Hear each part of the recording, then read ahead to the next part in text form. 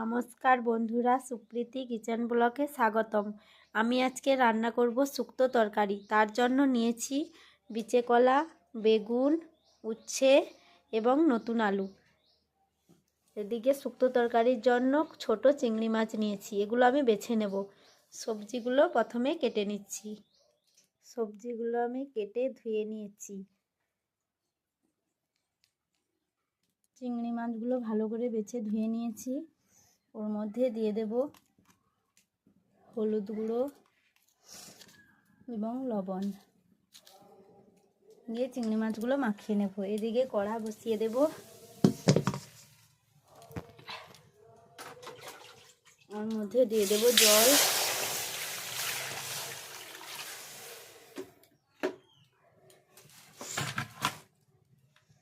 জল খুব ভালো করে গরম করে, জল গরম হয়ে এসেছে। ওর মধ্যে দিয়ে দেব লবণ,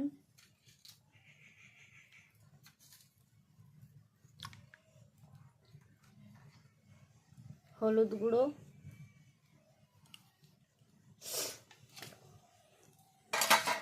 কুটে রাখা সব সবজিগুলো একসঙ্গে দিয়ে দেব এই জলের মধ্যে।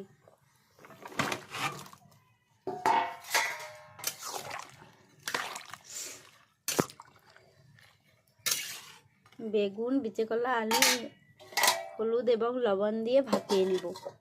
তো করার জন্য মশলাগুলি লাগছে হলুদ গুঁড়ো, লঙ্কা গুঁড়ো, লবণ, 5 ফোড়ন, গোটা গরম মশলা, গোটা জিরে এবং জিরে গুঁড়ো। এদিকে লাগছে তেজপাতা, গোটা শুকনো লঙ্কা, পেঁয়াজ কুচি, বড়ি। আমি সর্ষে তেলে এই রান্নাটি করব। সেদ্ধ এসেছে কিনা খুলে দেখে নিচ্ছি। সেদ্ধ হয়ে গেছে, এবারে আমি ঢেলে নিচ্ছি। যেগুলো ঢেলে নিয়েছি, এবারে তরকারি তুলে নিচ্ছি। আমি সর্ষে তেল দিয়েছি। ওর মধ্যে বড়িগুলো প্রথমে ভেজে নেব।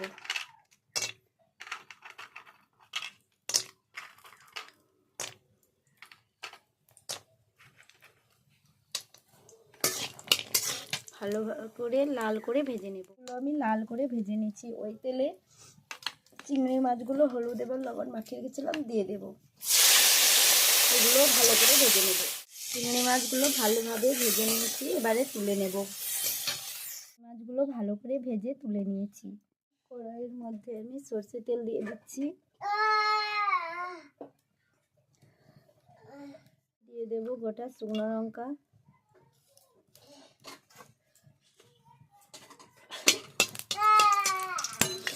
ওর মধ্যে দিয়ে দেব তেজপাতা, গোটা জিরে, 5 ফোড়ন,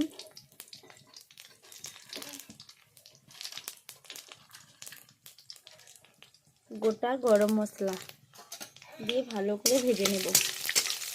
হয়ে গেছে, ওর মধ্যে দিয়ে দেব পেঁয়াজ কুচি।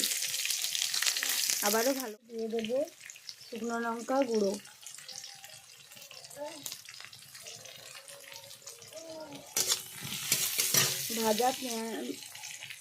ভাজা বড়িগুলো দিয়ে দেব।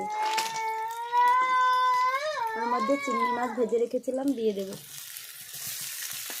দিয়ে ভালোভাবে নাড়িয়ে নেব। দিয়ে ভালোভাবে ভেজে নিচ্ছি।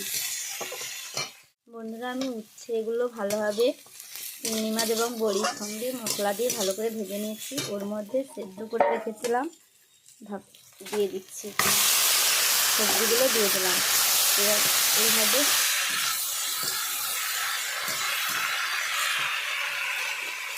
এর মধ্যে দেবো হলুদ গুঁড়ো দিয়ে রেখেছিলাম, অল্পই দেবো।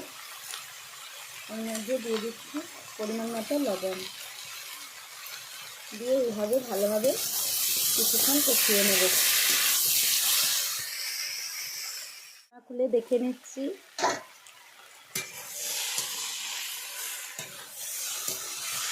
এইভাবে ভালোভাবে ঢাকনা চাপিয়ে কিছুক্ষণ সমড়িয়ে নেব। এভাবে হয়ে এসেছে বন্ধুরা। এরপর দিয়ে দিচ্ছি সরষের তেল, দিয়ে আরও ভালো করে কিছুক্ষণ কষে নেব। বন্ধুরা, আমার শুক্তো তরকারি হয়ে এসেছে। ওর মধ্যে দিয়ে দেব অল্প করে জিরে গুঁড়ো। এরপরে আমি নামিয়ে নিচ্ছি। এবারে নামিয়ে নিচ্ছি। দেখো বন্ধুরা, শুক্তো তরকারি হয়ে গেছে, নামিয়ে নিয়েছি। এইভাবে ঘরোয়া রান্নাগুলি ভালো লেগে থাকলে প্লিজ আপনারা সাবস্ক্রাইব এবং শেয়ার কমেন্ট করে দেবেন।